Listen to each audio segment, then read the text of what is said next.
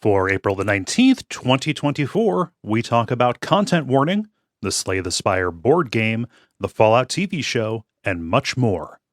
Welcome to level 496.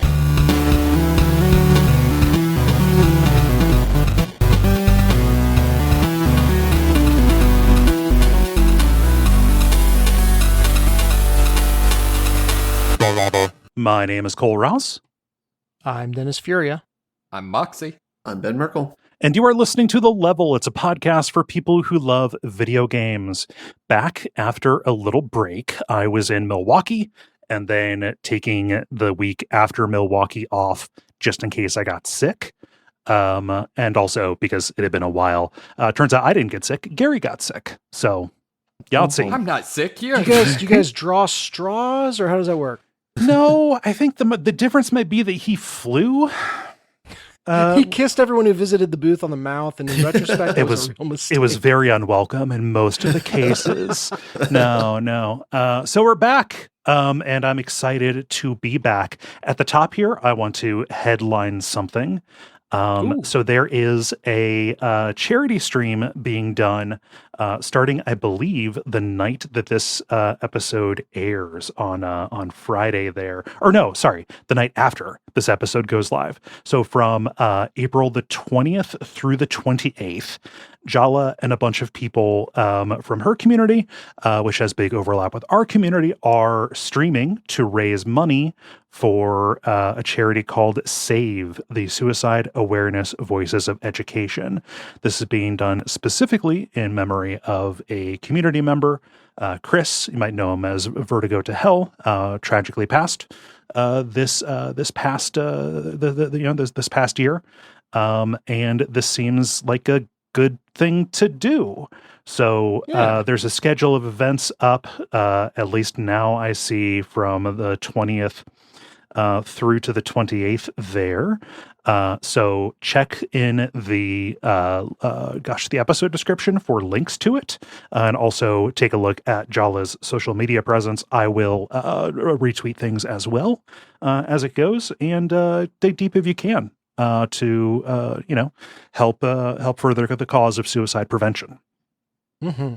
Yeah. There we go. I wanted to make sure I did that because I did not want to risk forgetting it. Not like I would, but you want to make sure. So I intend to say some really wild shit during this episode, so I expect you to kind of be disoriented at the end. It'll get us all off track. It just so spinning me around. Episode. Yeah. So, that is an unusual start. So I will just jump in. I pretty much said all of mine, really. We did the, here's the thing. Are you all aware of my snake problems?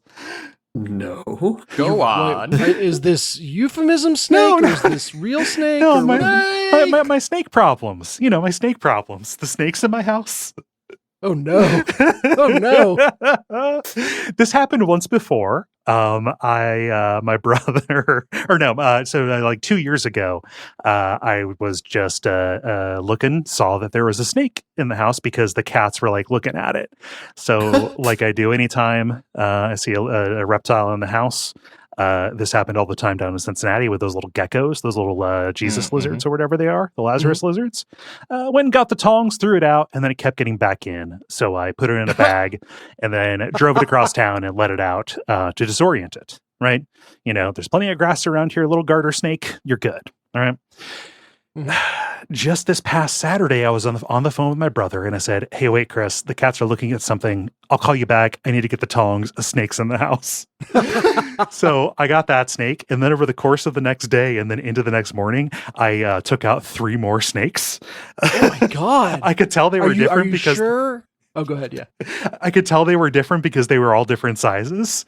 They went from little itty bitty was the first one, up to one that must have been about a foot long, just sitting in the middle of my hallway. Sounds like you need a pet mongoose now. Well, the cats are fucking useless. Oh yeah, cats are terrified of snakes. So nothing has changed. What were you going to say, So Moxie? did you use a snake bag to get rid of the snake?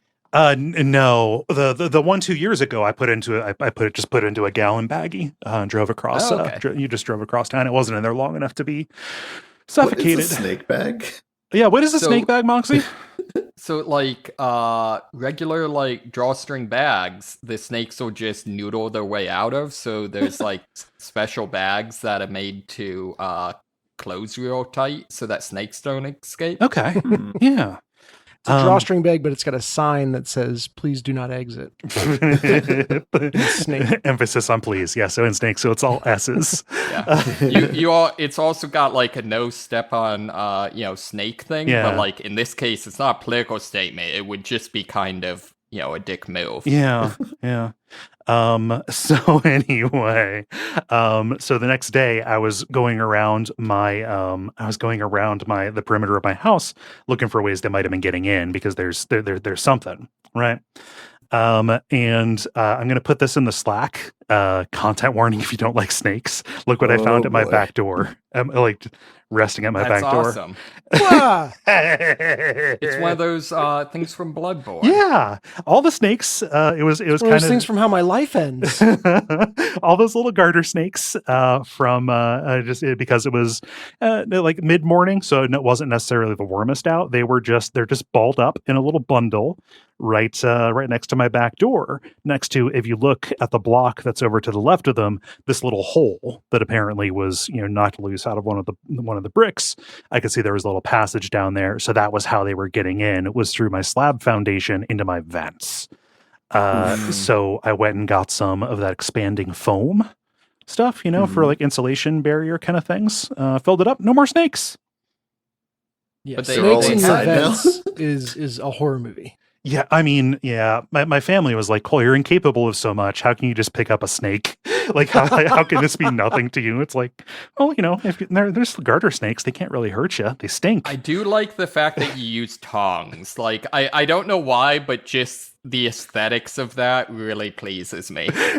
Like, just like it's a very large noodle. Yeah, you just pick it up. Its little tongue goes out. I took him out and I just hurled him across the street. And they kept coming back. So, I mean, it had to have Destroyed been into a like neighbor's yard.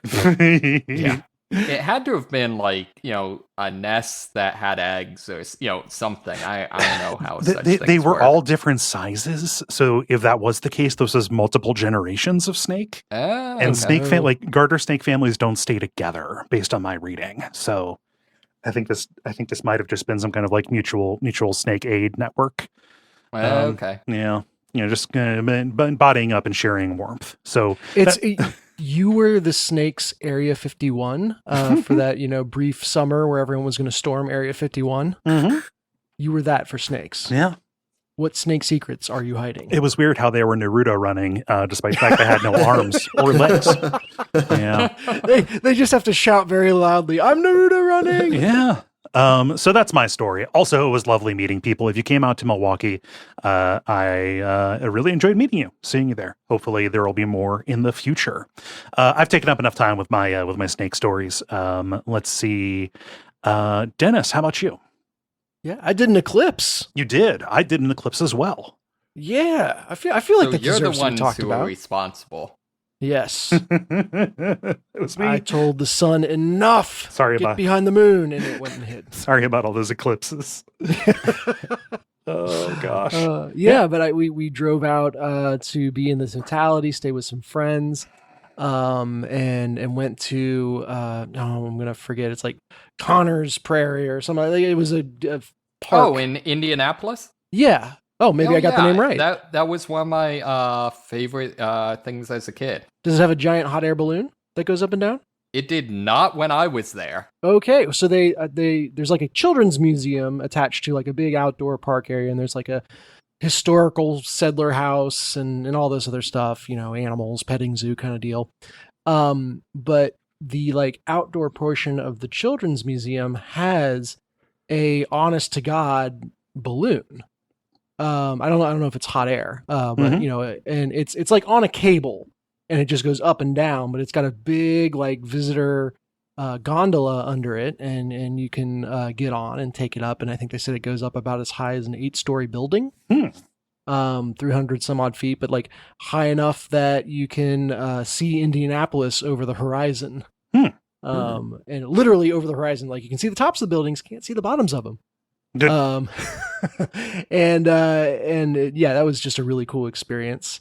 So doing lots of sky themed things. And I asked the attendant, because she's like, any questions? I haven't to answer anything. I was like, do you ever get any flat earthers that go up in this? And she's like, I've had one or two. Okay. And they go up and they see how flat it is below them, and they feel very validated, and then they go back down and on with their lives. Oh, it just raised me up over that hill over there. The many hills of Indiana. Yeah. Like you can literally see the curvature of the earth. Like, what are we doing here?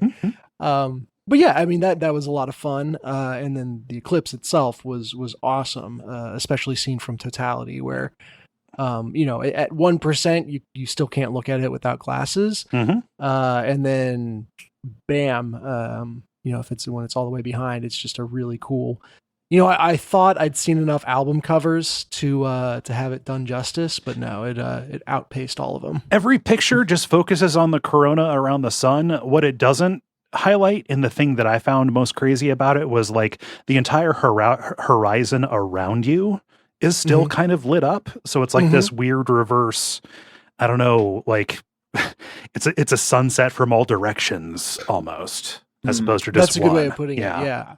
I mean, you are very much just in a shadow, which apparently I learned that the shadow moves across the earth at like 2,000 miles an hour or something. Yeah. And you could charter a jet to like fly along that path to extend the amount of time you were in the total eclipse. That would have to be one of the Concords, like way back when. Yeah. But even then they can't keep up for long stretches. So I hope not. Very cool. Yes, humans weren't meant to travel that fast. Nice. What do the kids think about the eclipse? Their minds were blown. Okay. Yeah, they were very exuberant. And emphatic that like this was so cool. Now then again, there was also like a large slide that you would go down in an inner tube, and they had much the same reaction to that. Oh yeah. So I mean, they seemed properly awestruck. To really juice them about it, you should say like, all right, we're not guaranteed that the sun's going to come back. So you really need to just start praying. I really need you to pay attention to this. It's like Santa Claus. If you haven't done your chores enough. Wait, I'm sorry. That would be child abuse. Also, you heard it here. Santa Claus is child abuse. That's what I took away from that. No, so the one thing that was notably absent that the kids were excited for and didn't get was apparently like squirrels are supposed to freak out. Okay. When they're in the eclipse, because like, hey, suddenly night. But we're in like essentially a concert venue. Like an outdoor concert venue. So there's not a lot of squirrels around. Not a lot of squirrels hanging out. So we did not get any freaked out squirrels. And that was disappointing to the kiddos. But otherwise, they were quite entertained. I always heard that the birds got quiet, and for me they did for a little bit. And then and then they started chirping again. It's just like, no one's got time for this. Yeah. Okay, I was somewhat pissed that you made me think sound wise.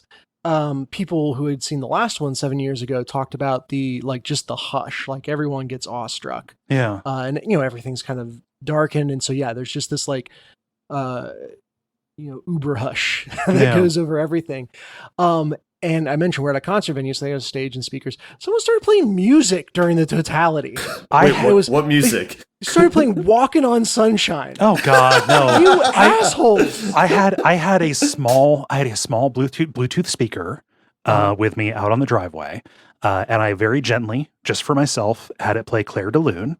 And then after a certain point, I just slowly faded it down and appreciated it. Right? Yeah. I was like, "It's nothing sacred." Classy. Yeah, tasteful.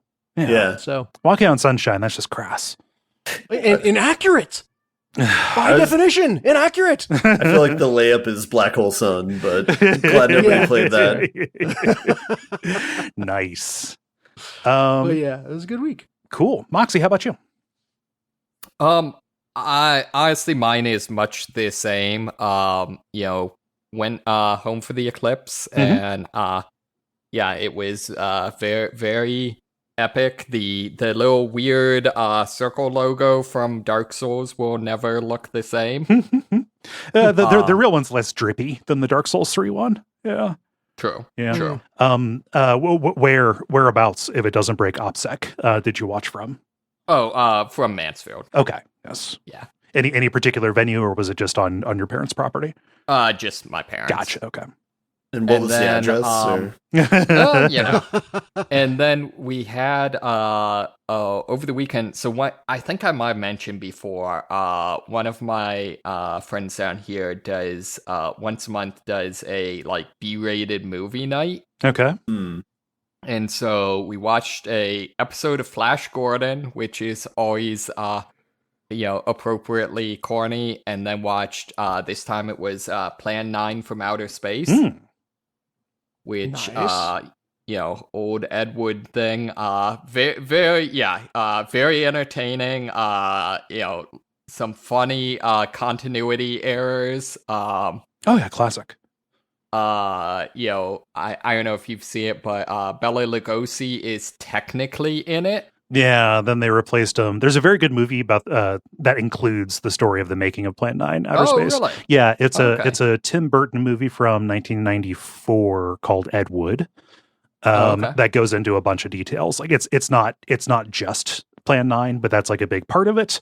Kind of telling the story about his friendship with Bela Lugosi, and then just he recast him with just like a tall friend who was covering his face with a cape most of the time. Well, the funny thing is, it's actually at least two people, which you can tell because they have noticeably different haircuts. Yeah.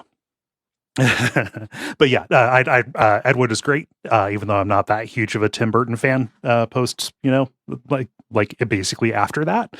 And also it stars Johnny Depp, who, but it is a fun movie about a bunch of weirdos who find each other and make terrible art. Yeah. Kind of like us. Yeah, I was going to say, wait a minute. You guys make art? Well, so, cool. Ben, round us out. Oh, not too much. Small event that for the last two eclipses, I've been in the opposite location. Oh no! Where I was living in Austin when the one happened that came across the West Coast, and I'm living on the West Coast now when the one that went through Texas. So. Shit. Ben, you've got 40 years to figure your shit out, all right? Well, so one of my friends went to Texas, went to Dallas to see it, and then immediately afterwards said, I'm going to go to Spain in 2 years to see the next one. Do you all want to come or what? So apparently there's like shortcuts to it. But yeah. Oh yeah, I mean, my understanding is there's pretty often one somewhere. Yeah. Yeah. Well, that is irritating. I was wondering about that. I was trying to place where you would have been in 2017, but yeah, you would have been in Austin. So, dang. Oh, well. And then, yeah, anyway. But outside of missing that, though, I went to Portland for a baby shower, which was fun. And I went on a hike over the weekend last weekend since it was beautiful out.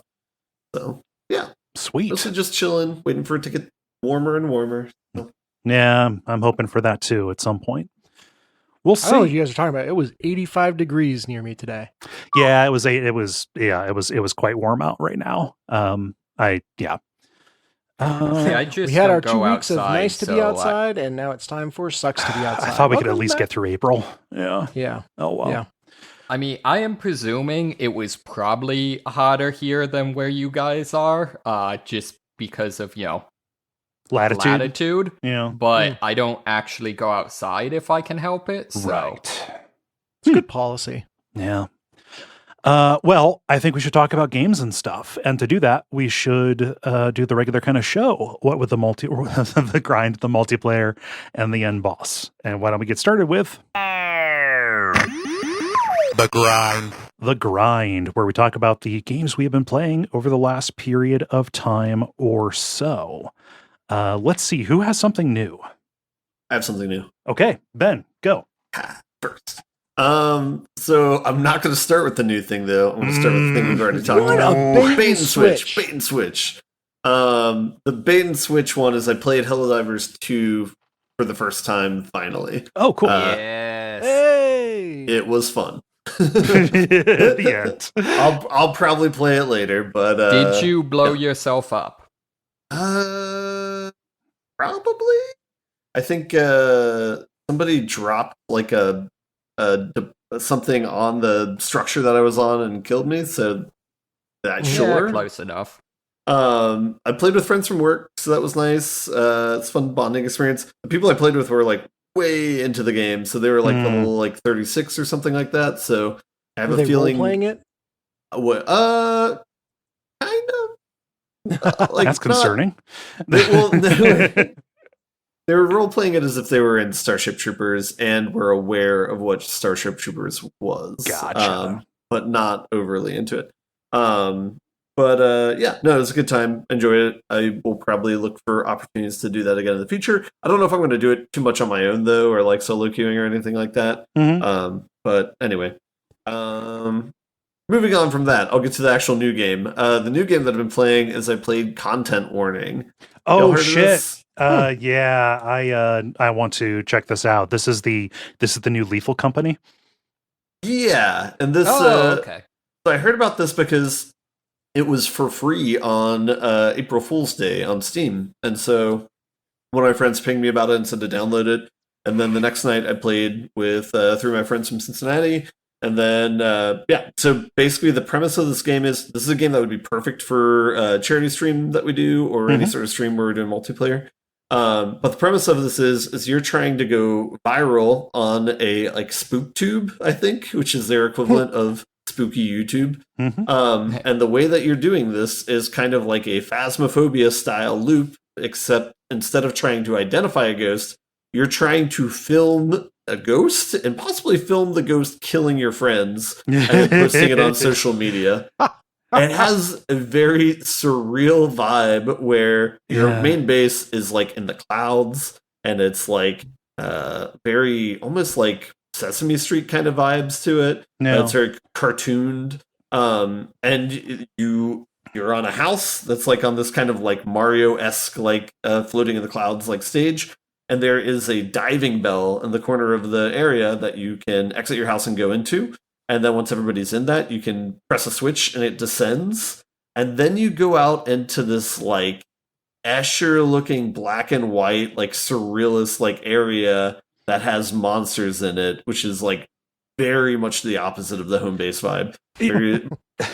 It's like cartoon scary kind of. Yeah, it's kind of like it's like Silent Hill looking stuff crossed with that indie horror game that came out a couple years ago, Moon Dawn, which had like the kind of monochromatic pencil sketch kind of look, even though it was a 3D game.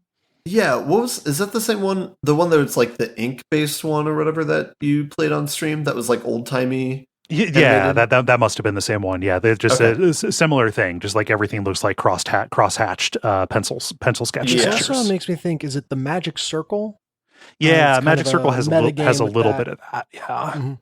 And so you have inventory items that you can purchase and take with you on these like runs. You always get a camera for free, but the camera has a limited amount of recording time. Maybe like a minute or 30 seconds, somewhere in that ballpark. And so one person's filming everyone else, but you all kind of go as a group. It is very often that somebody will die, especially because they don't really communicate how to deal with all of these like monsters, but all of the monsters kind of have like weaknesses of some kind.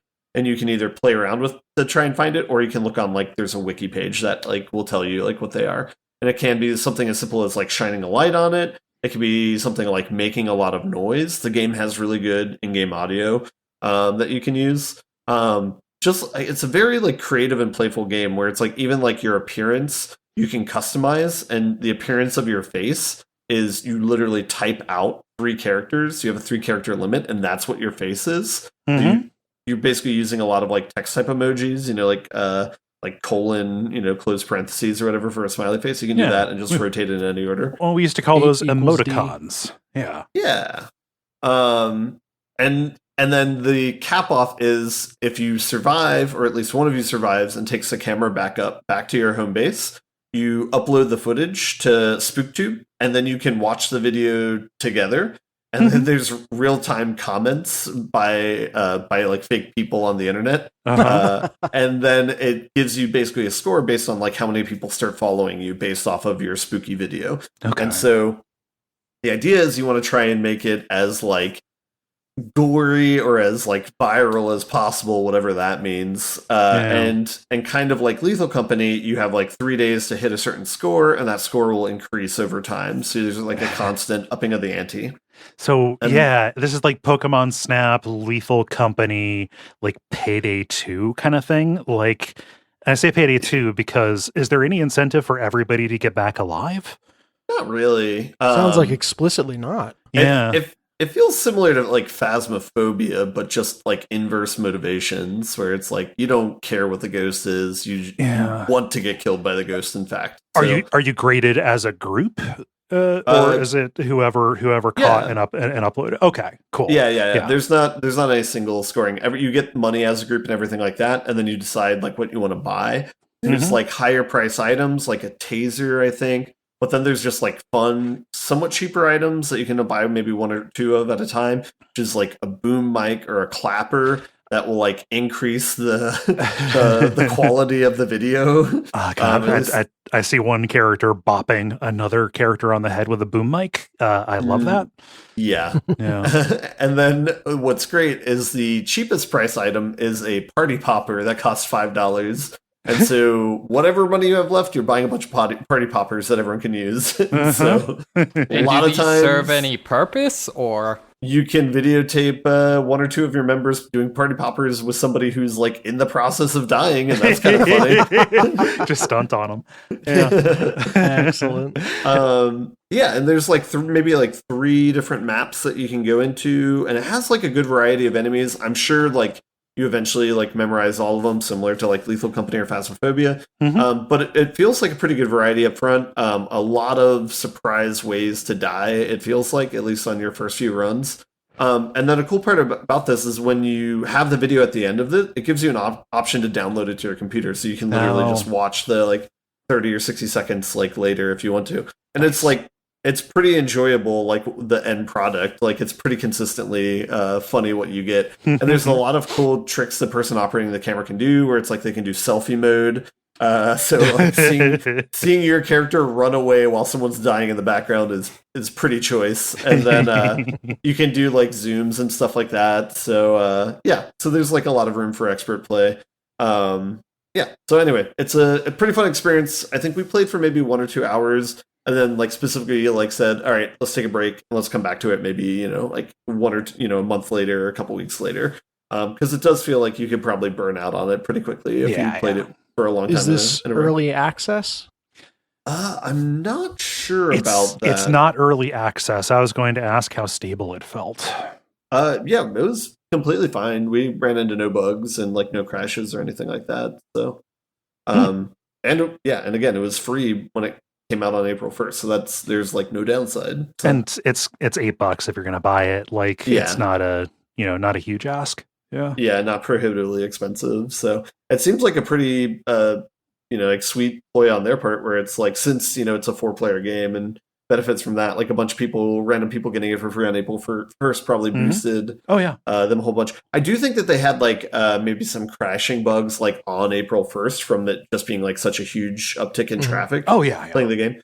But I think that mellowed out pretty quickly because we played it, I think, the next day and didn't have any issues. So good game. Definitely suggest we play it whenever we do the next charity stream. So looks really, really fun to me. Yeah. Is that all you got? That's all I got. All right. Let's see who else has something new. I have a new game. Okay, Dennis, go. But it's a board game. But that board game is based on a video game. And I'm talking about the Slay the Spire board game. Oh. Which arrived on my doorstep. So not the Slay the Spire card game? The Slay the Spire card game board game? And this isn't Slay the Spire 2. It is not. don't spoil the news. No, this is not Slay the Spire 2, but I got it on the same day that I found out about Slay the Spire 2. No, wait, I meant 2 like TOO. So Never mind. there's you. No, so I had the Slay the Spire-iest day ever. Right. But this was kickstarted a while back, and is basically a board game version of the roguelite deck builder that I love so much. And it did the Kickstarter thing where like, okay, I'm really excited, and now I'll wait for 2.5, 3 years. But it arrived, and folks, it is really freaking good.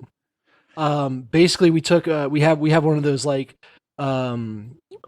play train tables downstairs, and we ripped all the trains off of it, turned the main like board of the table upside down, and made a makeshift game table that we set up Slay the Spire on. And it has not come down since over the course of about a week.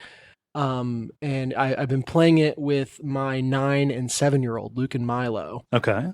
And it is a real good time. I've been surprised at how faithful to the video game experience it is. It perfectly captures the vibes of playing Slay the Spire.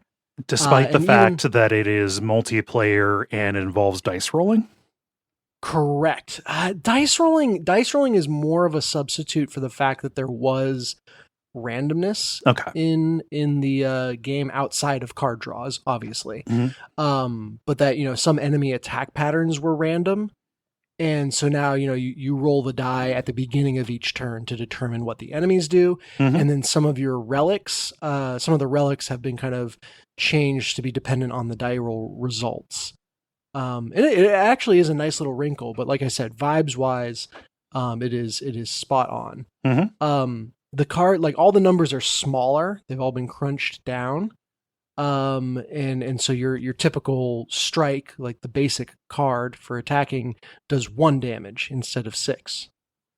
And other elements have been simplified, like vulnerable, which in the video game has you doing 1.5 damage or 1.5x damage. Here it just doubles the damage. Yeah, simplifying the arithmetic. Yeah. And there's a whole bunch of accommodations to that, but at least so far it's felt very very well balanced. Probably the greater miracle is the other thing you mentioned, which is that it is a multiplayer game. At least possible to play multiplayer. You can certainly do it solo, and there's some special cards and rules for that. But the way the multiplayer works is effectively every room that you go into for combat starts 3 concurrent combats. So each player gets a card for a monster and their associated summons. Just like you would get a card for, or you would get a fight in the game. But you have 3 of those going on simultaneously. Making it interesting, though, is some of the monster attacks hit all of your players, and you can place attacks anywhere that you want on any monster across the 3, in my case, 3 combats. Okay, so it's not just 4 different people having their own individual battles that occasionally might overlap. Exactly. It is very much like, all right, each person is under a unique, distinct threat, but we need to figure out how to deal with this turn's incoming damage and deal with kind of the macro fight, with damage we anticipate coming in future turns, etc., collectively. And man, Slay the Spire is a game that you can think really, really deeply about and go war game turn after turn thinking ahead, right? Now multiply that by 3 or up to 4 players, if we ever start that 4th player. And it is just mind-boggling really quickly. That you have to think about, okay, well, my deck doesn't generate much block, so I need you guys to help me. Can you send some block my way? In return, I will take out this one monster that's attacking you, and that means you don't have to worry about block as much. And basically in Slay the Spire, there's a bunch of like cool concepts and builds that you can kind of go towards, that as the game gets harder, stop being viable, just because they have a deficiency in some area that when it's just you is going to get you killed. Like, oh, this deck is really fun, but it dies to this enemy. And at some point you're going to see that enemy. In the board game, because you're building collectively, each building your own deck, you can do those fun builds and count on your friends to kind of cover the deficiencies for you. Right. And so the possibility space for the crazy fun stuff you can do feels much, much wider than it does even in the game.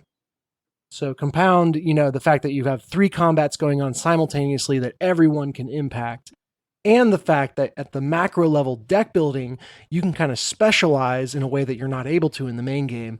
And this is deep gameplay. So do those specializations, I assume you like have a different starter deck based on like a class you choose, but like basically what I want to ask is it still possible to achieve synergies, and does having multiple people enable cross-party synergies in any way? Yeah, definitely. Especially when it comes to those status effects. So weak and vulnerable are kind of the 2 main ones. Vulnerable being inflicting, double damage on the next hit, and then the vulnerable is removed.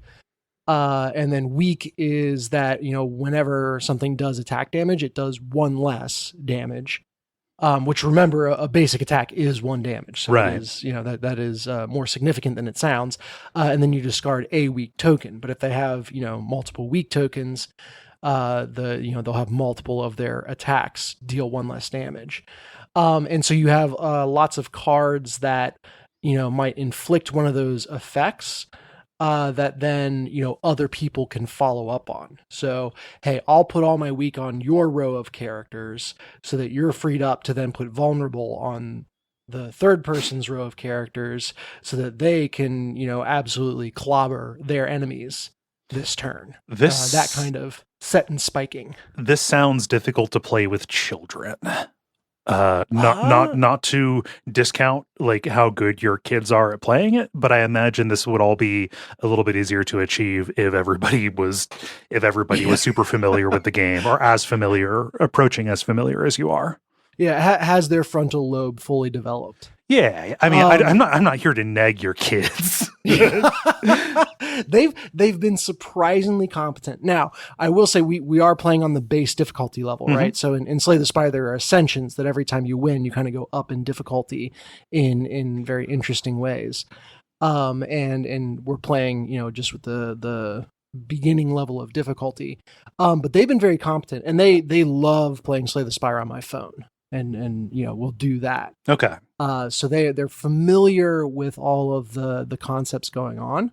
And I think that is probably the biggest barrier I would worry about is like, I think a kid that's not familiar with the game, it's going to take a long on-ramp to get them up to speed with everything that's going on. With my kids, it was, that on-ramp was given to them in the form of a video game, which they have infinite attention for. Right. Not so much anything else in life, but, if it's on a screen, man, they will engage with that for hours. And so they kind of came in knowing how everything works. Combine that with the fact that there is no turn order. So, as you play cards, you kind of do that in any order you want. So I could take half my turn, alley-oop it over to someone else who takes half their turn, and you just, pass back and forth on a card-by-card basis. So everything happens very much by discussion. Generally, even then, they have a pretty good handle on what to do. I don't feel like it's me playing by myself and just having them execute the steps, but that makes it a lot easier, kind of takes the pressure off, because we can discuss it in committee, as it were. Yeah. I got a question. Is operating the enemy AI like similar to like Gloomhaven, where it's like super tedious, or is it pretty streamlined? No, it's very streamlined. So there's a couple different ways that the enemy cards can be set up. One is just like, this is what they do every turn, and there's one thing that they're going to do every turn. And it might be something like, attack for 1 and gain a strength. And so next turn they would attack for 2 and gain a strength, and, so on and so forth. The next thing is randomized behaviors. So there's basically 3 possible things they might do, or 2 possible things they might do. And at the beginning of every turn of combat, you roll a die. And then for that turn, that's what they're going to do, but it's randomized. The other thing is just check down based. So there are those 3 possible things they might do, but they're going to do the first thing on the first turn, the second thing on the second turn, and the third thing on the third turn, and then repeat. And bosses in particular usually have that pattern where they have, maybe 4 different steps they go through. It's been very easy to manage, and it feels nothing like the Gloomhaven level of, like, there's never been a debate about what it means that an enemy is going to do something. Okay. So that's good. Funny enough, the biggest arguments or the most distress my kids have had playing is when we've won a combat. So you get to that last turn, and you draw your cards, and you're like, "Yep, we killed everyone but one single enemy that's left, and we know this is in the bag. I could kill it myself. You guys each have a way you could kill it. We're good here." Now, me playing a board game, that's the point where I would throw in the cards, right? Okay, start pulling rewards, start going to the next combat. They are so excited to be like, I want to be the one that lands the killing blow. I want to do this. I want to do that. And then, well, no, I was going to do this and that. And, they introduce those kids to League of Legends. Thanks, but I don't want to hate my children. No. Yeah, it's like, they've, I get it. You've invested time and effort in building your deck that does these cool things. You want them to do the cool thing. It helps that, Luke's playing the defect, which is focused on like these lightning orbs that strike at the end of his turn, and is lucked into getting some cards that like really power him up. So once his deck is set up, he does 15 damage a turn without playing any additional cards. And then Milo's got his silent deck that deals a bunch of poison damage and weakens enemies. I played the Ironclad and just have a big stick hit hard deck. And mine is probably the biggest example of, I took these big attack cards that use all my mana, and probably could not have that function if it was just me. But Luke and Milo, since Luke, once he's set up, all his damage is solved, he can focus on blocking for other people. And then Milo has more of like a debuffing kind of build. So, I get a lot of help from them on that front as I bash things with my stick. Literally bash, that's one of the cards. But yeah, so it is literally like, it's been on this table since we set it up, has not come down. We are at the beginning of Act 3. So, be warned, it says 90 minutes per run on the box, and that is a lie. We're probably on like hour 5 or 6 of our first game. I feel like they need like a graph of, age of participants versus time of run. Yeah, I would appreciate that for sure. But yeah, absolutely loving it. The other good thing about playing with my kids, the format of the game relies on the cards being sleeved. Because when you upgrade a card, you like turn it around in the sleeve, and the backside has the upgraded version. Okay. But that means I had to sleeve, probably 300 cards to start playing. Oh, does it provide the sleeves? It does provide the sleeves, and they are Slay the Spire theme. So cool. Nice sleeves. And having 2 kids who thought it was the coolest thing ever to sleeve cards was a nice little cheat code. Be like, yeah, this is fun, isn't it? Let's keep doing this. So, you did the Tom Sawyer. I Tom Sawyered them hard. Yeah. You really don't want to paint those cards white. You paid a lot of money to get them. In retrospect, that was a bad idea. But it's really, really fun. And I see it, especially given that we're just on our first run, and the format of it is so different run to run. I foresee it being a fixture in our downstairs for a long time. Sweet. Mm-hmm. Yeah. So that's the Slay the Spire board game. And I got to say, seeing this art on cards, I think it looks more at home there. Yeah, I would agree with that. Yeah. Can you fight the heart in the game? There is an Act 4. And there are, like I said, there are ascension tiers, there are unlocks. Like it very much leaned into the roguelite elements where, they give you plenty of fun new stuff to unlock. Do you unlock cards like progressively like you do in the game? You do, yeah. Okay. So every class, basically when you win, they have a bunch of checkboxes, and you add a check for every act that you completed. And then, when you fill up a row, you open those cards.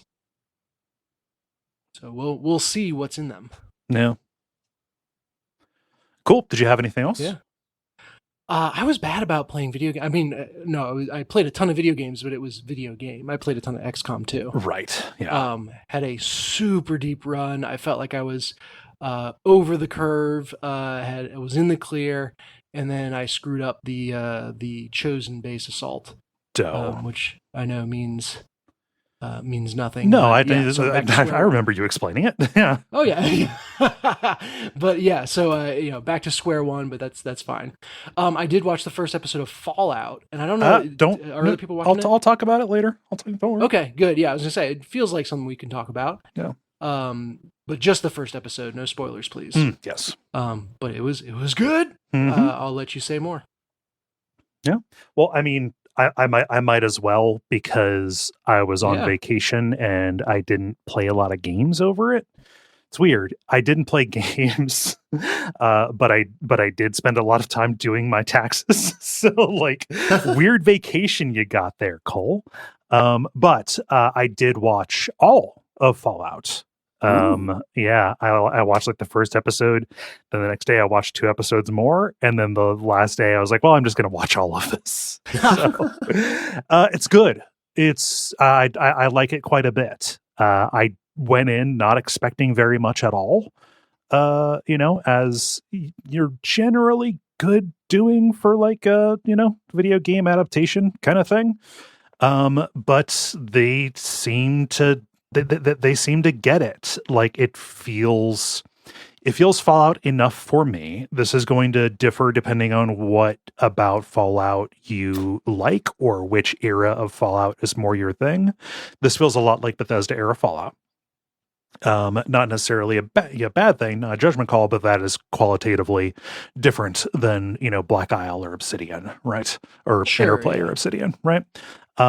So there is that standing in. But what I think is more important is that it's just like a really well put together show with engaging characters and a pretty tightly constructed mystery about what's going on here that is kind of I don't know, like reeled out or, let out at enough of a pace to really keep you curious about it. I mean, it was enough to like drive me to binge it when I never really do that. But yeah, it's real good.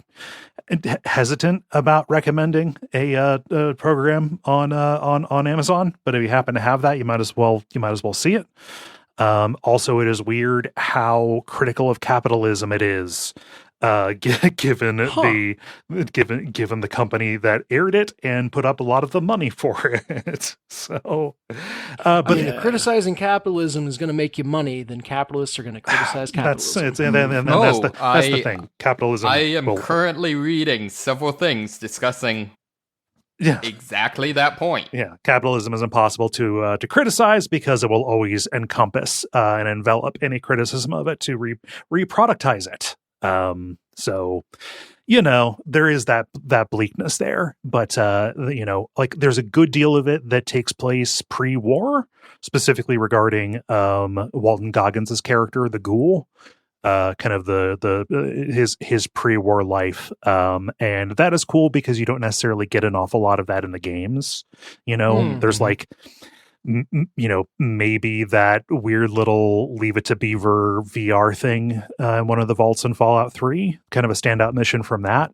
Here you kind of get to see about that. The 3 kind of main characters that you have in this are a vault dweller who is going out to find her dad, who is really naive and encountering how brutal it is on the surface for the first time. You have a Brotherhood of Steel initiate who is who by misadventure winds his way into being a squire and kind of going out into the world. And then you have that ghoul who is acting as a bounty hunter going after an enclave scientist who defected and has something that will, change the fate of the wasteland forever.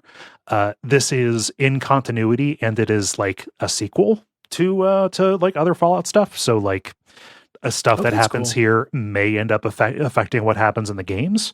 Also, this is the first time in a while that Fallout has returned to the West Coast. The Bethesda entries have been either, it's been Boston, DC, or West Virginia, always in the East. This returns to, LA and the surroundings, which is cool to see. Yeah, I didn't know that piece about it being in canon or like, in continuity. Yes. Yeah, it is. And without spoilers, like big stuff is answered and revealed about it. Not everybody's going to like that. But I don't know. I was pretty fine with it. I'm fine with the broader story being moved forward by the by a TV show and not a game. Yeah. The one thing I heard, and I don't know, I haven't watched it yet, but that sound pretty questionable, is that they take a stance on who first dropped the bombs, which to me feels like not understanding Fallout. I was not displeased with the answer for it. Enough is again spooled out that the lead up to it makes a good amount of sense to me. Obviously your mileage is going to vary on that. So I don't know of what you read. And this is getting into real dicey spoiler territory. Yeah. So no, I'll have to see it. My just thing is like, that seems like that could very easily undermine the anti-war message. It's very much not against. In fact, I would say it is the most anti-war that anything Fallout has been since New Vegas. Definitely more anti-war than Fallout 3 as well. I was actually pretty surprised to see it kind of return to that, as opposed to nuclear bombs are awesome, aren't they? Here's a gun that throws them like they're nothing. Yeah. So. Are there any scions? Scions. I can't remember what a scion is. Like anyone with psychic powers? Oh, anybody with psionics. Not that I remember, or not that was featured there. That is my low key hope for if they like make this a series, is that they take the authentic approach of not mentioning any of that until they're like 3 seasons in, and then all of a sudden there's someone with like the ability to just like predict the future or some shit. Right. I don't want to like I'm comfortable saying that that's not there. I don't want to say what is and isn't here from the mythology. Yeah. Because by process of elimination, that might make the kind of the central mystery of the season a little bit easier to discern. That means I can still hold out hope that the tunnel snakes are in it. One thing that is definitely in it is video gamey stuff. Oh yeah. And again, having only watched the first episode, I was very happy with, I guess it's references or whatever, but how many things that felt like they were out of the video game are in it. There's the Pip Boys that are strapped to everyone's wrist, and there are med kits, and you see someone, inhaling jet and stuff like that. It's all represented, and I think you're allowed to do that because it is such a tongue-in-cheek tone. Mm-hmm. But I think they handled that element of it really well. And kind of thinking about that specifically, and then also what the Mario movie did, I'm really liking this trend of like the video game media that seems to be working. kind of embraces the fact that it's from a video game versus trying to play everything super serious or not have anything that feels like, okay, that was a video game moment. I haven't watched The Last of Us yet, so I can't comment there. I imagine they maybe played things a little more serious. Yeah, but, they made it pretty straight-laced. On that note, have you seen the voice actor announcement for the new Sonic? Yes. Yeah. Keanu Reeves is going to be playing Shadow the Hedgehog, which John is Wick truly is absurd. Yeah. Yeah. Oh, just speaking of video gamey things, one of my favorite jokes in this. So the Brotherhood of Steel, they're running around in this power armor. And they have squires who are working with them, and the squire's sole job is just to carry around an absurdly large golf bag full of all of the equipment. They worked in encumbrance into this by just by having these heavily armed characters just have a dedicated person to help to carry the stuff for them is very funny. And like that a bag fusion seems core to be weighs engineered. like 3 pounds, something like that. I maybe, but the guns are much heavier too. What were you saying, Dennis? The bag seems engineered to be as unwieldy to carry as possible. Yes, they're about as tall as the person carrying them. Mm-hmm. Would it be spoiler to say what era is this? Oh, this is post. This is Post all of the things. Yes, yeah. Okay. That's too bad. I would have liked to see more of the Fallout 76 era. Mm-hmm. Particularly their Brotherhood of Steel is really, really interesting. Yeah. This is the Brotherhood of Steel that is all just zealot assholes. Okay, yeah. not the drug abusing one. No. Great performances. Walton Goggins is a national treasure. First and foremost, you only get like a little bit of him, but you got Kyle MacLachlan in there as kind of the MacGuffin, the dad. No, he's not the MacGuffin. It's very specifically a different person who's the MacGuffin.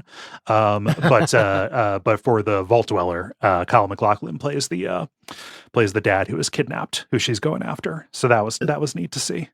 Is he the Liam Neeson? Is that the person who was in Fallout 3? Yes. Yeah. I can't say anything about his character in relation to that without spoiling anything. God damn it! No, I'll say it. I'm not scared. So at the end of the show, you bring a mutant buddy to go into a radiated area to save him, or the Vault Dweller does, and then the mutant refuses, saying, "No, I think you reuniting with your dad is the better experience." Oh God, they don't have high intelligence, so they don't. Yeah, so I apologize for bringing a video game TV show instead of an actual game, but I knew it would come up. I knew it would come up at some point or another. So we're cool, I think. Yeah. Any other stray questions or thoughts about it? It's a big recommendation for me. We're going to be covering it on Adaptation Decay somehow. Yeah, that's a layup. Appropriate name, yeah. Mm-hmm. Cool. Let's see. Who do we have left? I believe it's just Moxie. Yep. So I've got two things. One, a new game. This game called Ripout. They had a free weekend on Steam, and then I enjoyed it enough to actually purchase it. It's real cheap. Was $15 on sale. I think maybe $20 regular. Currently in early access, but this is a roguelike first-person shooter where the plotline is that humanity gets to space and meets a alien species that just starts a war with them, and in order to fight back, humanity creates this cell technology that basically allows them to build mutant super soldiers. However, the technology starts infecting people and just creating these uncontrollable monsters, and somehow fusing with machinery. It's kind of unclear. But so then humanity then abandons Earth and jets off in these ships. but somehow the monsters got on board.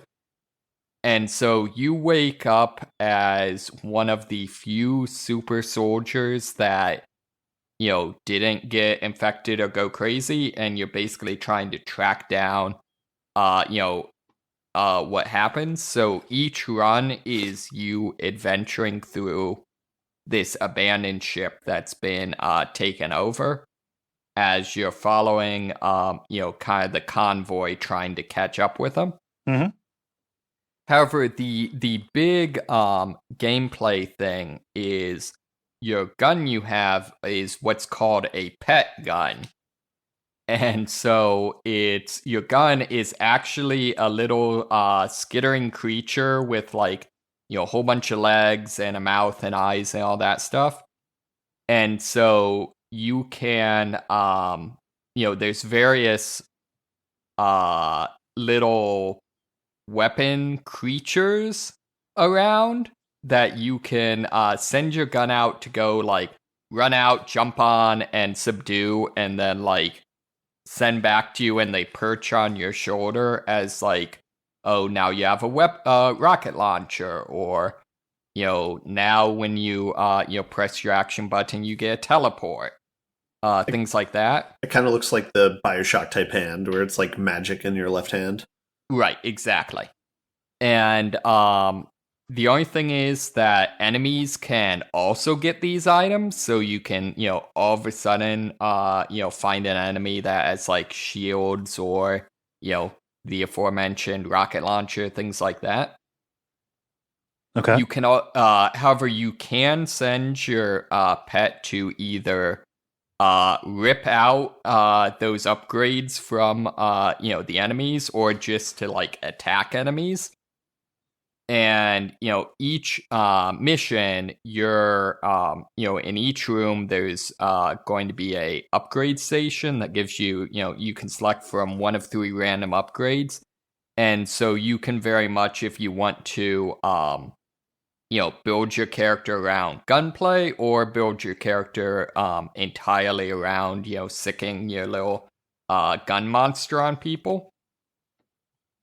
One of the interesting kind of, considerations as a player is you've got your pet gun and then a secondary pistol. And so while you're sicking your gun on something, you can only use your pistol. Mm. So you need to decide, in a given circumstance, is it more important to, do whatever I want, it is I'd have my gun doing, or to actually have a better weapon. Can your pet get incapacitated or committed for a long amount of time doing something?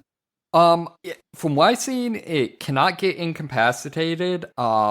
It takes a noticeable amount of time, because it has to run out to whatever enemy you sick down, attack it for a couple seconds and then come back. Mm-hmm. However, the only time I've seen where it's taken, I'd say, a long time is, occasionally the pathing will get, a little bit messed up. Oh.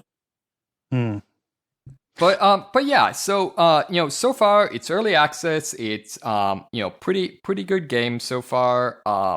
I would like to see them lean much more into kind of the, biopunk body horror type stuff.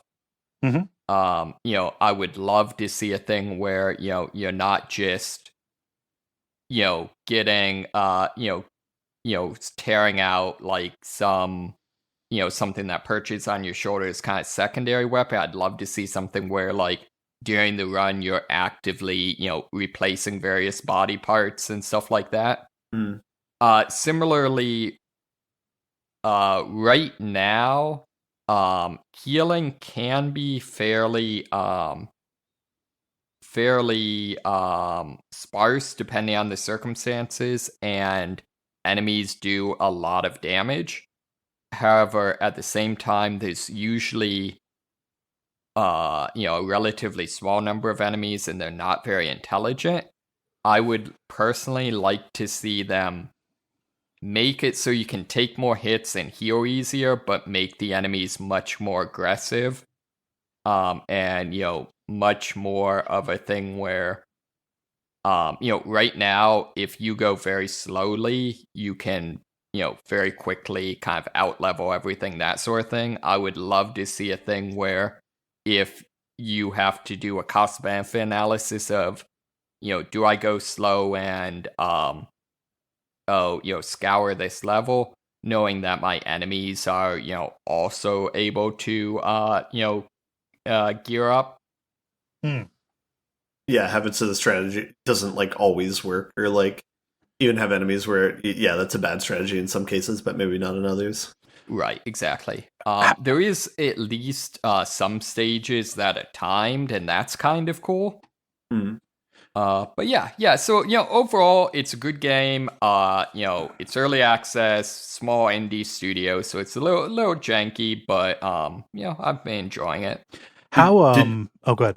Oh, did you mention that the map was procedurally generated that you're fighting on on the ship? Oh no, I did not. Yeah. So each ship is procedurally generated, and there's several classes of ships. So I think there's like military ships, like cargo ships, and I've seen like lab or medical ships. I'm assuming there'll be more going on.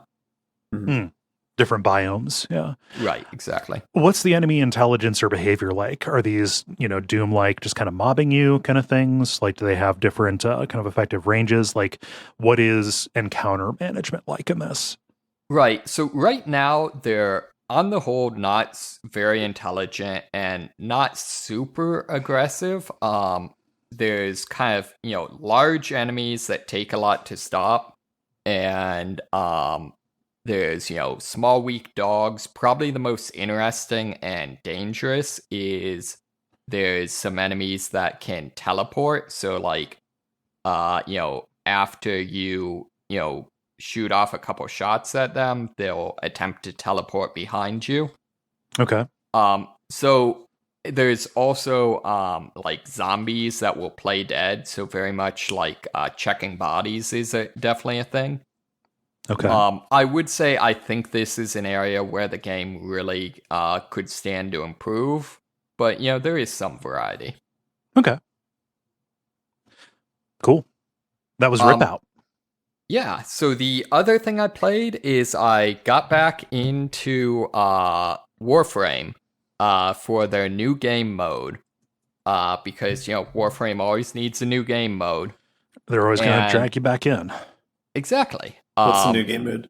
This time around, it is roguelike with Souls-style combat. Okay. Interesting. So, I'm not going to go too much into the justification of, like, why this is a thing. Because, that's part of the mystery and it's kind of fun. I'm also going to say, like, innately me explaining this is going to, though, kind of spoil one of the kind of big plot twists in the game. So if you're not past the second dream mission, if you're less than 1,000 hours in, right? Literally, there's a mission called the Second Dream. So if you haven't done that yet, this is kind of spoilers, but. Basically, the way this works is you play most of it in your operator form.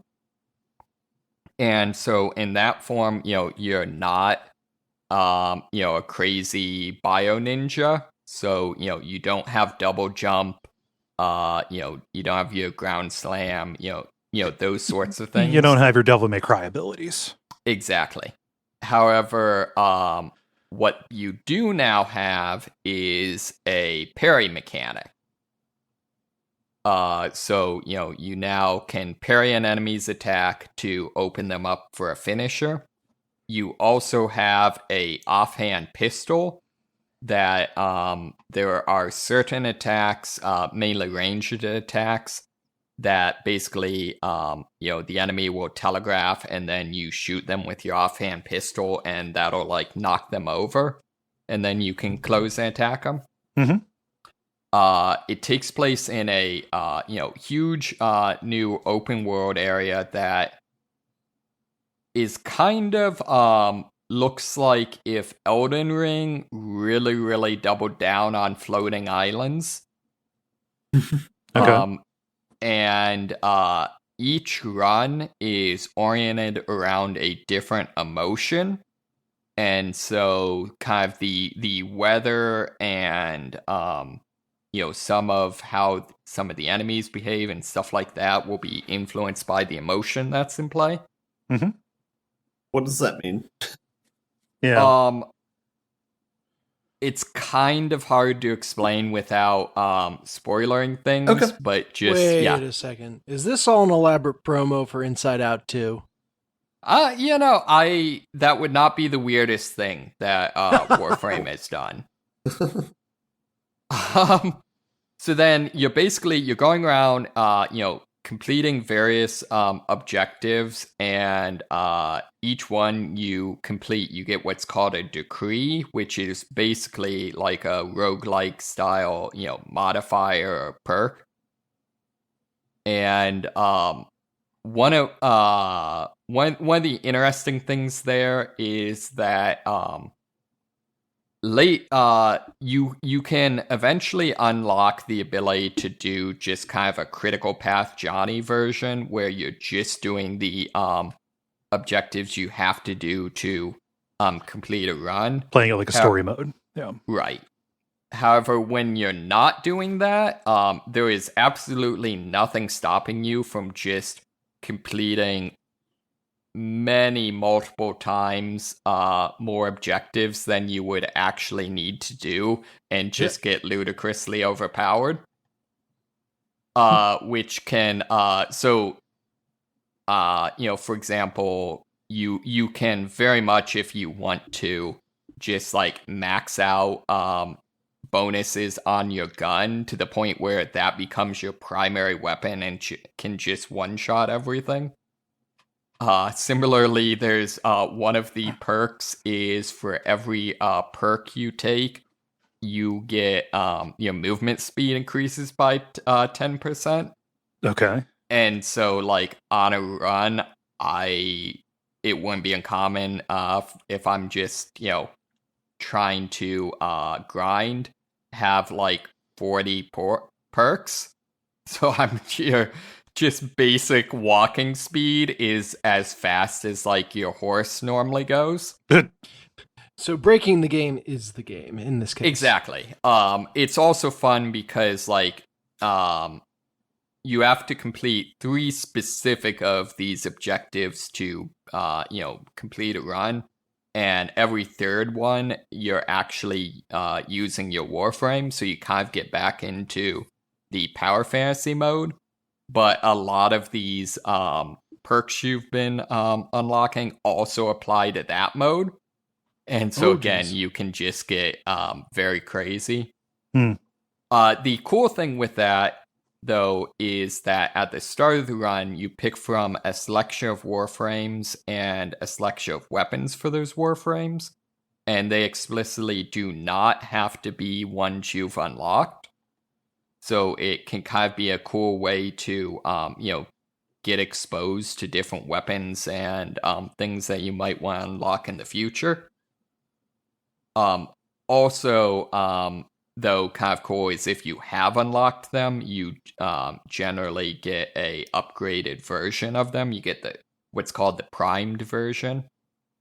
So it does play into the actual base game, where they influence each other. Mm-hmm. Okay. So I'm having a lot of fun with it. I'm very much I'm not good at parrying, so I am cheesing the entire thing. Yeah. Which the game very much supports. Oh, also, again, this would spoiler. The game has the actual the first time you go through the game, there's explicit like story mode that's kind of a tutorialized and giving you the backstory. And the way they resolve the final boss fight in that is just the dumbest, most ridiculous thing I have ever seen. So that's worth worth seeing at least once. Also, one of the events is playing Go against a small bunny rabbit, and that creature can go straight to hell because it always beats me. Like it's first to 10, and it generally beats me 10-0. Go is a very brutal game. Yeah. Especially against a computer. They've also added a one of the events is basically a Guitar Hero style game mode. Didn't they have a class that had that mechanic built in already?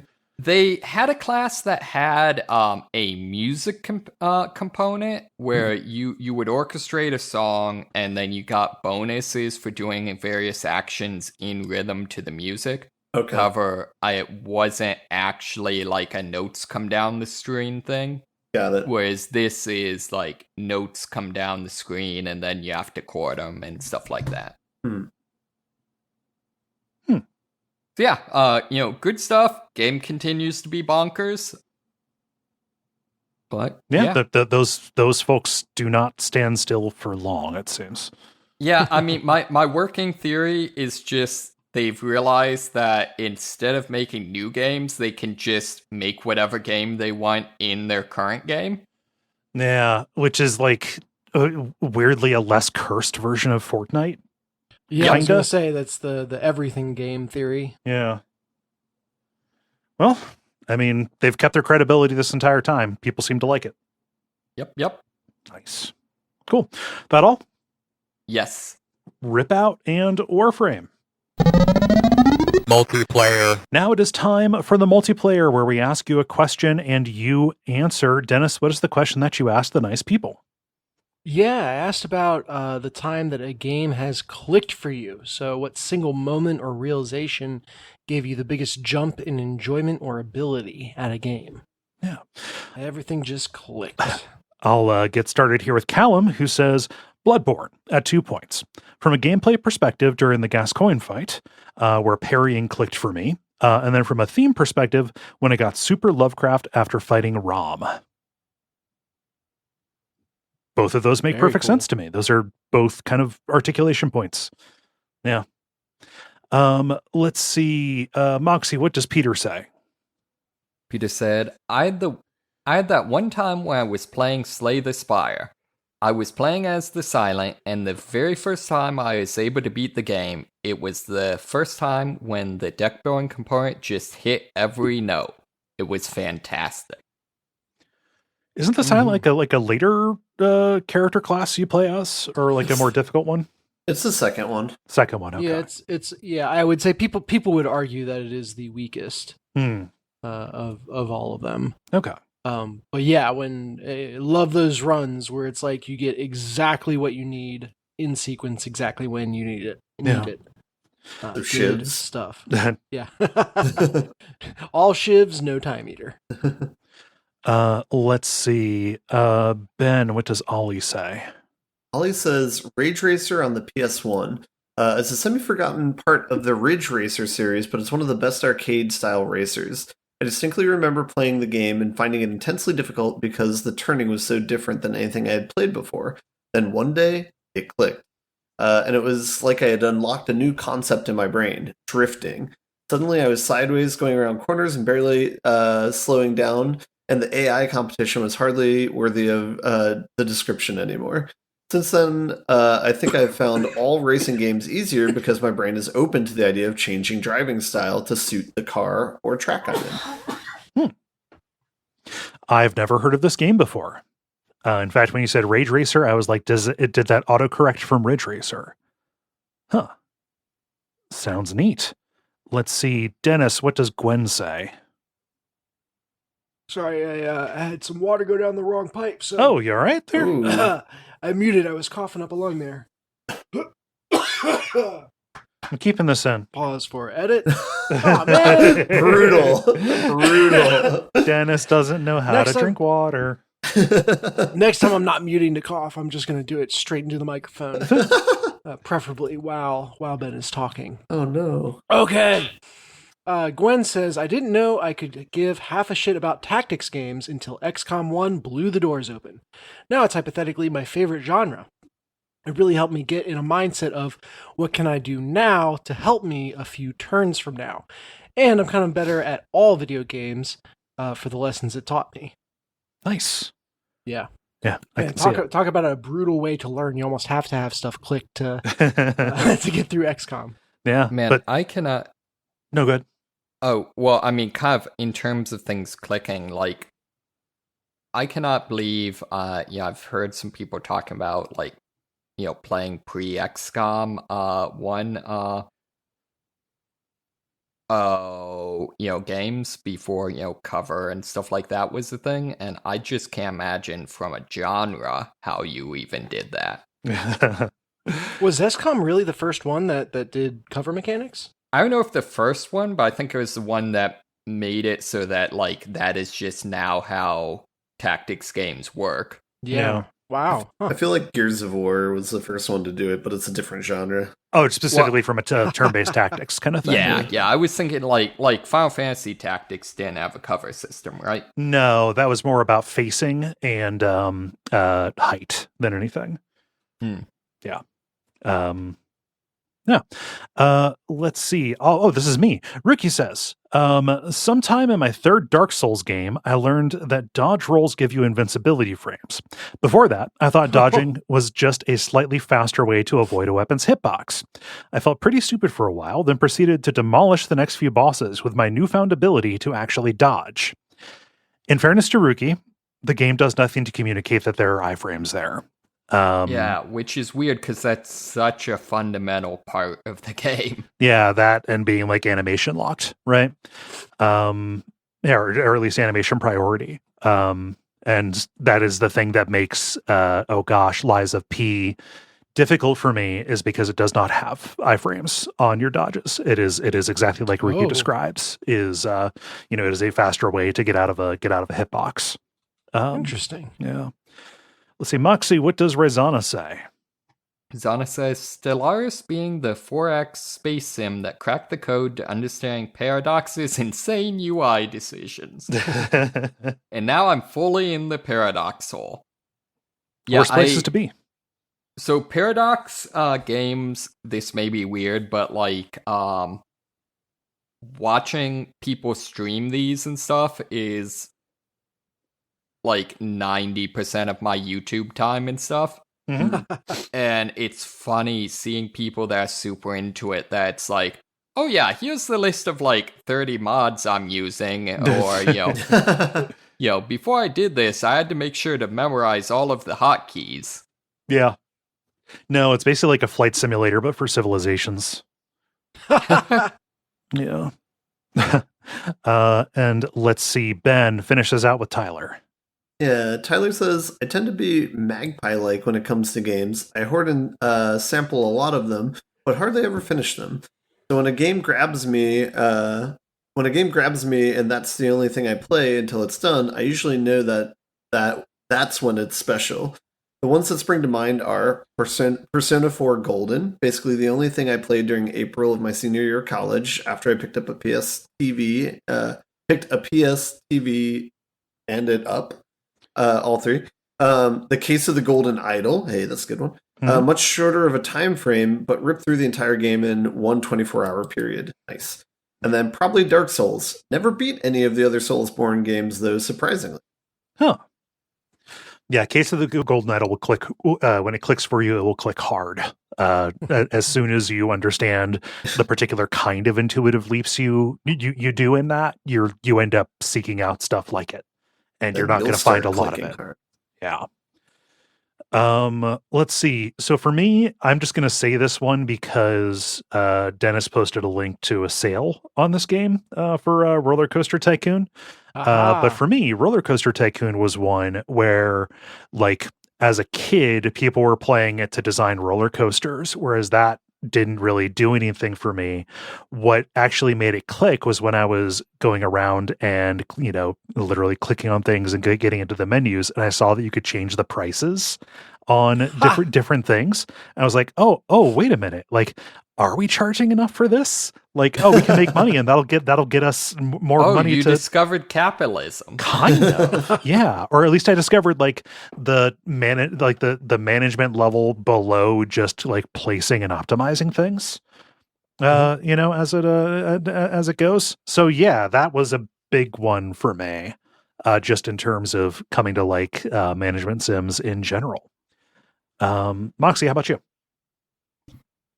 I think for me, it's basically every FromSoft game.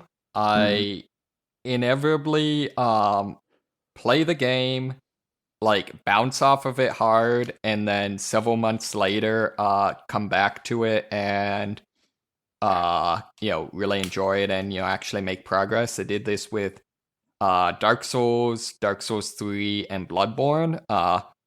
And I definitely bounced off hard of Elden Ring, so I guess I need to go back and like see if maybe I can play it now.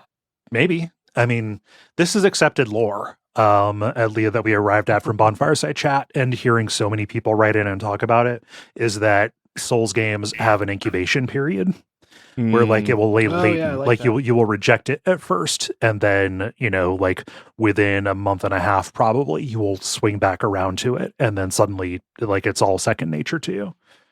Makes sense. I could see that. Yeah. Ben. Yeah, so my answer is Dark Souls, because it's like what you're saying, but for the better part of a decade instead of a couple months. Yeah, there was that Christmas. I got everybody. I got all of you copies of it. Yeah, better part of a decade. So a little bit off on my month and a half. Mileage may vary. I think you're probably close to the average with that. Probably. Mm-hmm. Dennis, how about you? Yeah, the one I thought of was Wipeout HD. Specifically, I just remember the point playing and being like, oh, I get it. 1/10 of a second is a really long time. Yeah. I can't explain exactly what brought that into focus, but just suddenly it felt like the clock slowed down.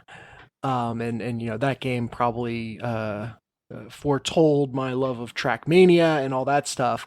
But just that, that fighting for the 10th, fighting for the 100th, and feeling like those tiny increments were actually very meaningful, was a huge aha moment for me. Yeah. Makes sense. Yeah, so good answers all, even though a lot of them were Dark Souls. I'll allow it. It's like you like the Duckfeed network or something. Maybe, possibly. It's going to skew things. So, if you want to participate in these in the future, join the Duckfeed community group on Facebook and watch for the prompts to go up on Monday afternoons. Thank you, Dennis, for posting this one. Mm-hmm. The End Boss. Now it is time for the End Boss, where we talk about things going on in the world of video games and how we feel about them. Either Dennis or Ben, since you've got kind of related stories here, to tell me what's going on with Slay the Spire. Squee! So Slay the Spire 2 has been announced. Excite! Yeah, this is they announced that Slay the Spire 2 is coming out. It's a 2025 release, so we've still got lots of time to go. Is that the early access, or is that the full game? That's a great question. I just remember the date 2025. I don't know if that is specifically. I assume it would be early access. But yeah, we'll see. They had a very robust kind of tweaking and evolving period with the first one, so I imagine they'll do the same thing with the second. This time they have cinematics. Yeah, it's beautiful. And I think we were talking about the art style earlier, about how it looks kind of more at home printed on cards. And I think that lends itself as well to these cinematics where, yeah, it doesn't, this stuff doesn't feel like sprites. It feels very painterly, or it feels like an anime. And yeah, looking very cool. The new character, so, the Ironclad is there, the Silent is there. Defect and Watcher are nowhere to be seen, but there is a new character called the Necrobinder, which is, I guess, a sassy skeleton? Okay. Question mark? Oh, we have a new Duckfeed favorite. Yeah. Yes, indeed. Not just wearing a skeleton appears to actually be Appears a to skeleton. be one, yes. Is are they a skeleton wearing a skeleton though? Skeleton wearing a robe, carrying a scythe. Mm-hmm. Mm-hmm. Yeah. I mean, they are wearing that skeleton though. Hmm. Yeah. So this is exciting. Details are sparse. There were screenshots released alongside the video trailer of presumably gameplay, and the combat screen did look very similar to what you see in the first Slay the Spire. One thing I love though, so one screenshot it showed, there was a relic that nobody recognized. It looked like a melting clock with some kind of counter on it. And then the enemy was something no one had ever seen before. It was like a green giant bird with a really long neck. And someone posted, they're like, what do you guys try to make sure that your melty clock is set on when you're going into the green bird fight? Mm-hmm. And my favorite comment under it you gotta know was, my favorite comment under it was, now I know how non-Spire people feel when I talk about Slay the Spire. Yes, yeah, that does kind of approximate it. Yep. But anyway, yes, I'm very excited. This is looking to be great. And of note, Megacrit, when Unity did their whole shitty stunt trying to change their pricing model, Megacrit swore Unity off and said, we've made a ton of progress building or our next game. They didn't say Slay the Spire 2. Our next game in Unity, and we're wiping it clean. We're going to a different platform, and they did. So this is confirmed along with the official announcement that it is Slay the Spire 2. They are not using Unity. They are using. Do you say it Godot or is it Godot? Godot, I think. Godot. So yes. So good on them for following through. Anyone who has the ability to jump from Unity after they tried that rug pull. Is well served to do it, I'm sure. And nothing but excitement for 2025 and Slay the Spire 2. Nice. It's pretty awesome too, since Godot's like open source engine. Like the fact that a major game, another major game's being released on it. That's good for the engine. Mm-hmm. I'll probably smooth out things with them. They're almost big enough to start trying shitty pricing models. Yeah, I know. Is there even a central body that would do that with Godot? I haven't followed it closely enough, but I thought it was an open source project, so well, not yet. Ben, how about you? Yeah, the story I got is about a company doing a shitty thing. So I hadn't really followed this game too closely, but there's news announced for a Star Wars Outlaws game, which I guess this is lost in my mind with all these Star Wars games that are kind of down the pipeline. But this is one coming from Ubisoft, and they announced that they're doing something with their pricing model, where only on the more expensive premium versions of the game, they will have a mission featuring Jabba the Hutt.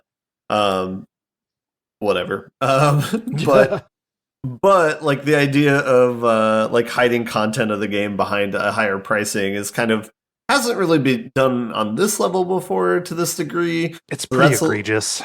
That's a little bit of a bummer. Like, usually it's like reserved for like cosmetic items and things like that. So that's not very cool. There's already been blowback for this, and so they've already released a statement to clarify. Because I think the original backlash was like that you wouldn't even see like, and I feels weird talking about Jabba the Hutt because it's not like I have an affinity for Jabba the Hutt, but originally like players were flipping out because it's like, oh, so you like won't even see him in the game, like that's bullshit, blah blah blah. But they like came out and said like, no, like you'll still like there will still be other missions with Jabba the Hutt that's like a syndicate in the game, like, but you just won't have this like specific mission for it. But this is kind of on the backs. There's another story of like ex Blizzard CEO saying that there should be tipping in video games. Jesus Christ! All of this is kind of just like, come on, y'all. Like, wait, who do they think should be tipped? It's like the option to tip developers after playing a video game. Read publishers. Read the executives at the publishers. Yeah. Well, when you brought up a controversy about Star Wars Outlaws, I thought you were talking about how they intentionally made the lady not sexy enough. She's not sexy enough for me. And they're doing this to demoralize you. Which is funny because I looked at it, I was like, that's a sexy lady. Maybe I don't know what a sexy lady is. All these fucking grifters rolling out like worst game of the year. She's not a sex caricature. Fucking losers. Sorry. Yeah, that's a bummer. This is the kind of thing that used to be a retailer specific pre-order bonus. Yeah. But now it becomes a season pass. So yeah. Yuck. Wait, I'm looking at screenshots. What, did they just want her to be like a Dragon's Crown character? They just wanted her to have bigger titties. I something. do not like this voice. You are achieving what you're trying to. It's literally just it's the same people on Twitter who will like they'll take a picture of like Aloy from Horizon or something, and they'll run it through an AI filter, like, hey, and just put it back out. It's like this is how she should have looked, and just like perfect white teeth, and then like weirdly huge and shiny asses and breasts. Like always, it's always so shiny. Yeah, sorry, didn't mean to make this about internet shitheads, but AI is just getting so confused with that being its primary purpose in life. What do you guys think about them just raising the base price of the game? Because like I'm okay with that. I understand inflation's a thing. Yeah, no, I'm fine with it. You know, it'll make more people wait for sales, but that's the smart thing to do anyway. Like, inflation's a thing. $70 is fine for a new game for me. I understand why people would be upset about it, but I in particular am not. But good. See, for me, I think the price should be based on the average quality of games. And so I think the average quality of AAA games has gone down. Therefore, the price should go down because, it balances out all the shitty AAA games you buy. That eventually happens with sales, though. Game comes out, it gets bad word of mouth. People don't buy it, so they reduce the price. Like there's no reason in my mind to buy an Ubisoft game at full price. Like wait till that shit's $30, $40. Yeah, word. Yeah. For me, this is going to be just a thing exists that I didn't know about before, but now that I know about it, it seems like it's real cool. It is a game called Bellwright that is coming into early access pretty soon. That is Bellwright. Bells? I think maybe bell crafting will be in there somehow. It's Bell and then WRIGHT. So like bell crafter kind of person. Right. This is not correct bells. Right. This is it's a colony builder, but it is in the vein of like a Subnautica kind of thing. So it's not like over the top, like Farthest Frontier top down management sim kind of deal. Like you are a person who is building and managing this colony, a little bit like Medieval Dynasty, but hopefully without the level of jank that was present there. And the cool thing about this that makes it more specifically, appealing to me, is the fact that you are building this colony under the thumb of like an oppressive colonizer or like an oppressive like local lord kind of thing. So eventually you're going to be organizing like peasant uprisings and stuff in it, which seems really cool. This is coming out into early access on Monday, basically when people listen to this, or Tuesday, April the 23rd. I'm very curious about it. The only bummer to me is that the early access version has AI voiceovers in it. This is specifically to give some kind of voice voice presence in it before they finalize and ultimately use paid human voice actors when they get the dialogue finalized. For a small team, this makes a little bit of sense. I like that they're open with it. However, I also would be perfectly okay if it was just written dialogue.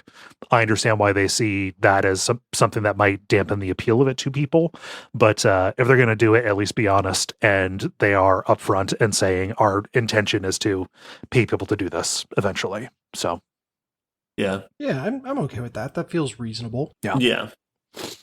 But yeah, I'm super down for Colony Builder plus Uprising management kind of thing. Seems Hell yeah. neat. Yeah. Moxie, you have anything? Yeah, so I've got also kind of this is the thing that exists, which is I found out World of Horror has merch. It does. Please, it's not a thing exists. It is a classic. A thing exists that I didn't know about before, but now that I know about it, it seems pretty cool. Yes. Story. Right. Yes. Uh, So Classic one of those. uh-huh. very much. I think there's a bunch of cool t-shirts, but I think the two highlights are they have a mug that is the city the game takes place in, and when you pour something hot into it, it switches to the city the game takes place in after everything's gone to shit. Yeah.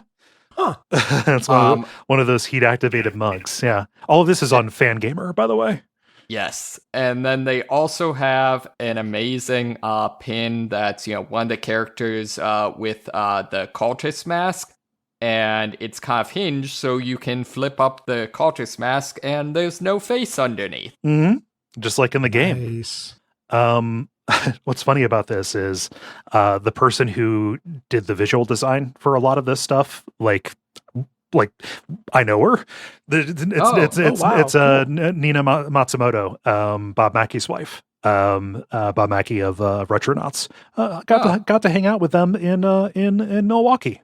Small world. Yeah, it's a real small world. She does great work. Yeah. Nina Matsumoto. This stuff is real cool. I've had a lot of these in my cart at various points in time. Yeah, because World of Horror rules. I wish I could get some more of these as shopping bags, though. Yes. 'Cause There's only those the are one. Yeah. really good to cut apart and make back patches for jackets. Oh, yeah. Shopping for items takes precious time. I like that. Oh man, World of Horror is good. That's a good game. Nice. Well, that sounds like a show to me. How do you all feel about buttoning it up? Let's button the hell out of this. The credits. Thank you so much, everybody, for listening. We really appreciate you taking the time. Going to remind you again about that streaming event that is being organized by Jala over at Fireheart, raising money for SAVE, an organization fighting for suicide prevention. That's a great cause. Follow Jala on social media would be the call to action, or there will be links in the show description for that, for those streams that are taking place between the 20th and 28th of April here. So this weekend and into next week. Otherwise, for this show, you can, join the Facebook or join the Duckfeed community group on Facebook. Sorry, I'm rusty on this. It's been a while since I've done this particular outro. You vacationed real good. I did, yes. It all fell out of the back of my head. You can support us on Patreon. You can leave a rating or review. You can tell friends, and most of all, you can come back next week. Dennis, anything happening with your games? No, just come to Origins and come see Furia Games at Origins. The booth selection process is, I think it'll have happened by the time I podcast next. Mm-hmm. So I will have an actual booth number to give out at that point. Cool. That's in Columbus. When is that May when that happens? No, it's later. It's June, I think. Gotcha. Yeah. OriginsGameFair.com is what that is. June 19th through the 23rd. Yeah. Anything else I'm forgetting? Don't think so. All right. Well, I've been Cole Ross. This has been the level. I've been Cole Ross. You can find me on Blue Sky at Cole Ross. This has been the level. I've been Dennis Furia. You can find me on Blue Sky at Furia Games. This has been the level. I'm Moxie. Who knows what I am on other shows? And I'm Ben Merkel, and this has been the level. And God, every time I deviate from it, everybody just shaking my fist Like at you. lemmings. No, you're just such a good leader. I guess. I don't know. Brings me so much joy. Oh, and stick around for some titles.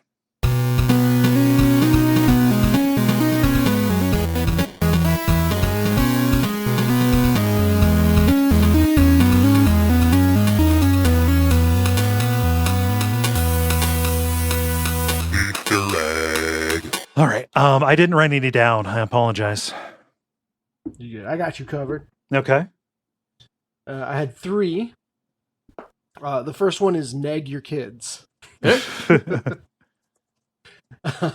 Second is that bunny can go straight to hell. Okay. Oh, I guess I had 4. I had a flight simulator, but for civilizations. But I had that one. as well. I'm going to say a flight simulator for civilizations. Yeah. Yes. Yeah, that works. And then the acronym ATETIDKABBNTIKAIISPC. Hey, Dennis, I'm going to need you to if you have that Copy typed paste somewhere, that. copy paste that because Yeah, I will copy paste. I got as far as ATE and you kept going. it's you said it's a classic. A thing exists that I didn't know about before, but now that I know about it, it seems pretty cool story. Oh, okay. Yeah, one of those. Yeah, one of those. Okay.